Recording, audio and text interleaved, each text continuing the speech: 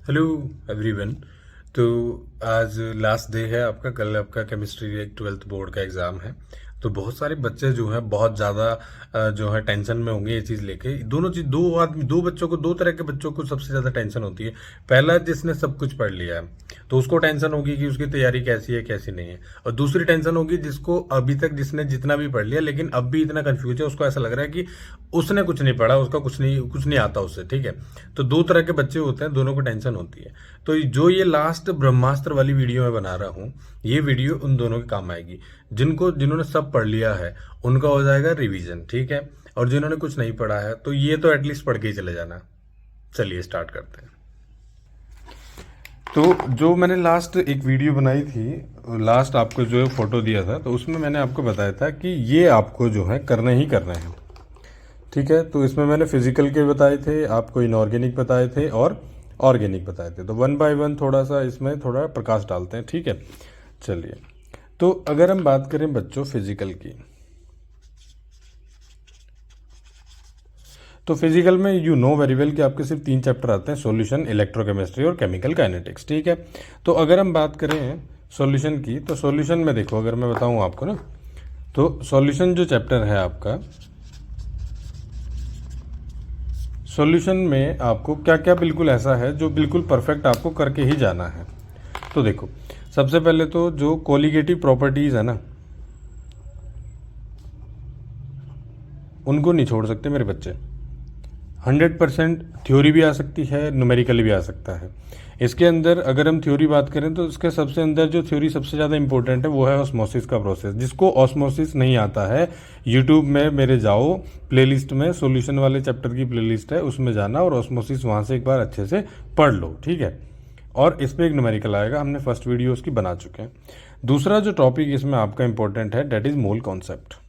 ये 11th का है, लेकिन इसमें एक न्यूमेरिकल आपका बनेगा।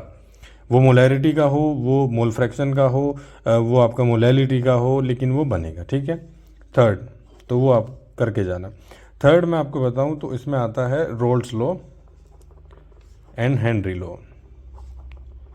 तो ये 3 टॉपिक आप बिल्कुल नहीं छोड़ सकते। रोल्स लॉ की वीडियो आप यूट्यूब पे जाओ और वहाँ से जो है कम्प्लीटली उसको एनालाइज कर लो। और जो हेनरी लो है उसको भी पक्का करके जाना। हेनरी लो की जो एप्लीकेशंस हैं उसकी भी एक वीडियो वहाँ है, और वो एप्लीकेशंस बिल्कुल भी छोड़ के नहीं जानी है। उसमें आपने देखा होगा, why scuba divers use dilute their cylinder with helium gas, है ना, इस तरह के बहुत सारे हैं। Why soft drink bottles are sealed under high pressure. तो वो सारे जो एप्लीकेशंस हैं वो अच्छे से आप करके जाना। तो ये तो आपको बिल्कुल भी छोड़ के नहीं जाना है। देन आपका सेकंड चैप्टर इसमें फिजिकल में आता है, दो है, क्या है, इलेक्ट्रोकेमिस्ट्री। इलेक्ट्रोकेमिस्ट्री की अगर मैं बात करूं तो इलेक्ट्रोकेमिस्ट्री में सबसे पहले आप नहीं छोड़ के जाएंगे नर्स्ट इक्वेशन। नर्स्ट इक्वेशन में आपका जो ई सेल है, इसमें जो आपकी ई नोड सेल है, उन दोनों को बिल्कुल आपको पता होना चाहिए कि कैसे इनको आइडेंटिफाई करते हैं, कैसे इनको निकाला जाता है, क्या इनके फॉर्मूले हैं। और लोन आपको मैंने बता रखा है, लोन आपके बहुत काम आएगा जब भी आप कंफ्यूज होंगे। लेफ्ट ऑक्सीडेशन, एनोड और नेगेटिव। ठीक है, इलेक्ट्रोकेमिकल सेल, इलेक्ट्रोकेमिस्ट्री की सीरीज पूरी यूट्यूब चैनल पे है। डोंट वेट कि मैं बार बार आपको स्पून फीडिंग की तरह बताता रहूँगा, पढ़ाता रहूँगा। मैं जस्ट आपको गाइड कर रहा हूँ। You have to go there and watch the video again if you have any type of confusion in that topic. Clear. Second हम बात करें तो इसका जो resistance, conductance, cell constant, resistivity, conductivity and a most important molar conductivity, 100% numerical इस पे आएगा आपका। ठीक है, तो मोलर कंडक्टिविटी जरूर आपकी थ्योरी में भी आ सकती है, आपके न्यूमेरिकल पोर्शन में भी आ सकती है, इसको नहीं आप स्किप कर सकते। एंड जो थर्ड एंड लास्ट है, डेट इज बैटरीज।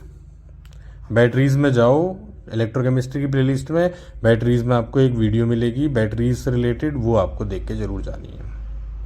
तो ये तो बिल्कुल ऐसा है जो चीज़ आप बिल्कुल भी नहीं छोड़ सकते। क्लियर है मेरे बच्चे। तो ये आपके हो गए 2 चैप्टर। चलिए इसी में मैं बात कर लेता हूँ आपके साथ केमिकल काइनेटिक्स।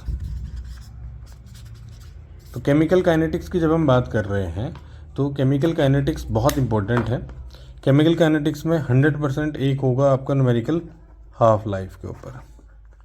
T½ मैंने जीरो ऑर्डर फर्स्ट ऑर्डर दोनों के लिए बात कर ली थी। T½ कैसे कैलकुलेट करना है, किस तरह के न्यूमेरिकल्स आते हैं, उसको आप अच्छे से करके जाएंगे। सेकंड इसमें जो मेन चीज़ है वो ऑर्डर और मॉलिक्यूलरिटी, ऑर्डर एंड मॉलिक्यूलरिटी। इस पर भी आपको कुछ न्यूमेरिकल या थ्योरी कुछ भी मिल सकता है।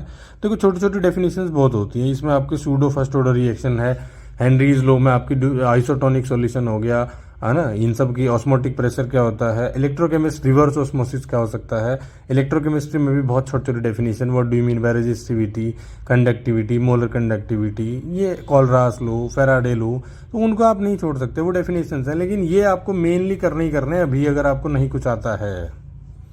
और ये जो थर्ड अगर हम बात करें, ऑर्डर एंड मॉलिक्यूलरिटी हो गए, हाफ लाइफ हो गया। थर्ड इसमें अगर हम बात करें तो इसमें जो थर्ड है डेट इज़ आपका आप इसमें नहीं छोड़ सकते बिल्कुल भी अरेनियस इक्वेशन। तो अरेनियस इक्वेशन आपको बिल्कुल भी इसमें से छोड़ के नहीं जानी है। Pseudo order reaction, batteries, electrochemical series, electrochemical cell, Faraday, Raoult's law, osmosis, colligative, half life, Nernst equation, Henry's law, cell क्या होता है, उसके एप्लीकेशन, रेट, उसके इफेक्ट, ये सब आपकी क्या हो जाएगी, फिजिकल। तो बच्चे एक बार जाके थोड़ा सा टाइम लगा के देख लो अगर आपको नहीं आता है भी। अगर हम बात करें इनऑर्गेनिक की, इनऑर्गेनिक केमिस्ट्री की अगर मैं बात करूँ तो इनऑर्गेनिक केमिस्ट्री में आपने क्या क्या करना है। इनऑर्गेनिक केमिस्ट्री में 2 चैप्टर आएंगे आपके, डी एंड एफ ब्लॉक, और दूसरा क्या होगा, कोऑर्डिनेशन।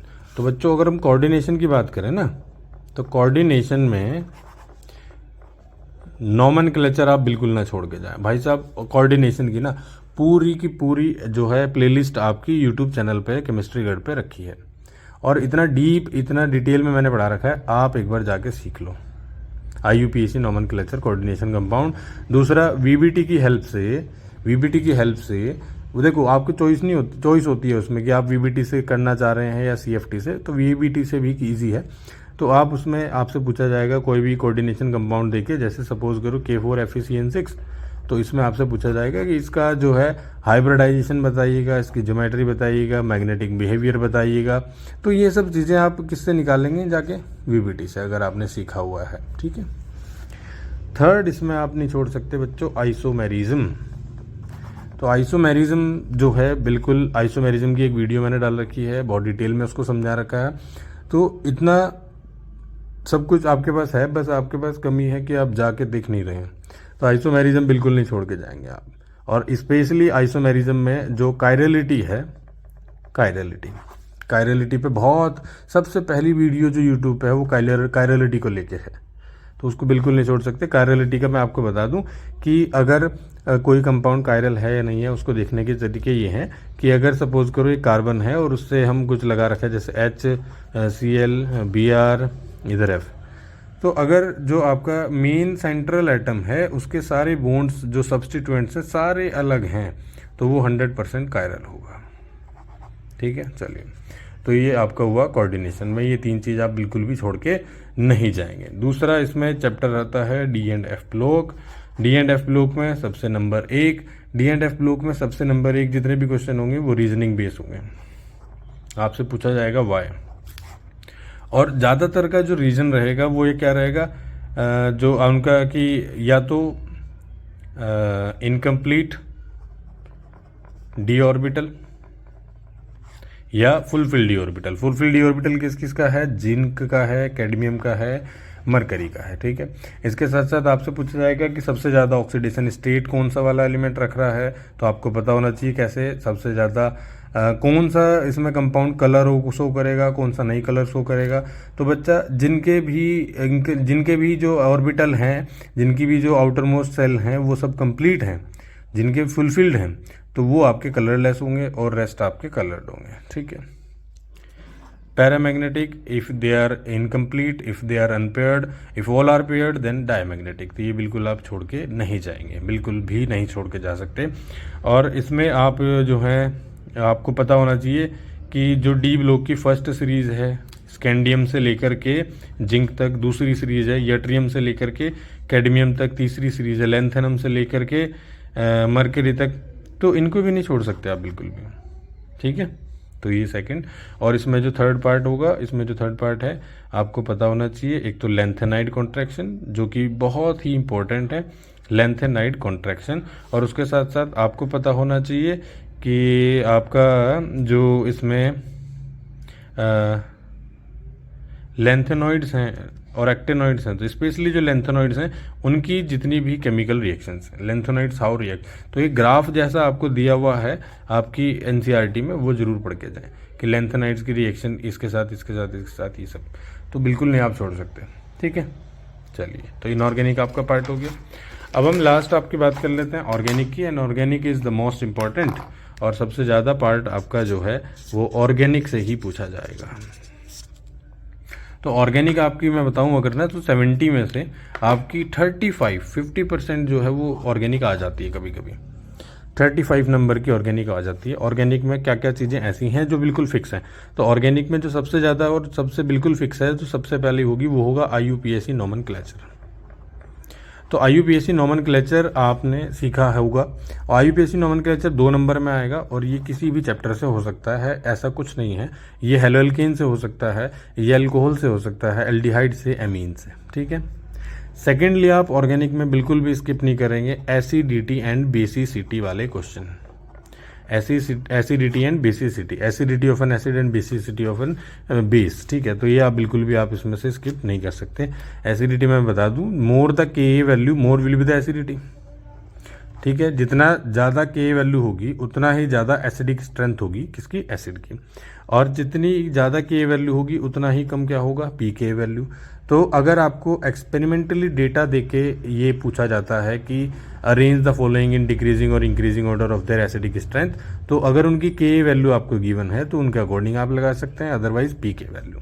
अगर आपको कंपैरिजन करने के लिए दिया है तो आप 2 चीज़ें याद रखेंगे, एक तो इलेक्ट्रॉन विड्रॉइंग ग्रुप और एक इलेक्ट्रॉन डोनेटिंग ग्रुप। तो अगर आपके पास एसिड किसी भी एल्कोहल में या कार्बोक्सिलिक एसिड में आपका कोई इलेक्ट्रॉन विड्रॉइंग ग्रुप लगा है, तो इलेक्ट्रॉन विड्रॉइंग ग्रुप क्या करेगा, उसकी एसिडिक स्ट्रेंथ को ज़्यादा बढ़ा देगा। इलेक्ट्रॉन डोनेटिंग ग्रुप अगर उसमें लगा होगा किसी भी अल्कोहल में और या कार्बोक्सिलिक एसिड में, तो वो उसकी एसिडिक स्ट्रेंथ को क्या करेगा, डिक्रीज करेगा।